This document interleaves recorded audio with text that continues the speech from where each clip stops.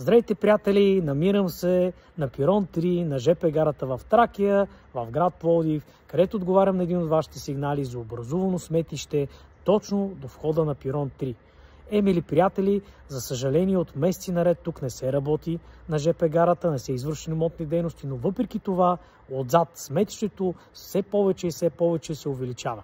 И така, мили приятели, преди около месец ми сигнализираха за това сметище и ми споделиха, че са отправили искане към компетентните органи то да бъде почистено, а съответният нарушител да бъде намерен и да бъде глобен, мили приятели.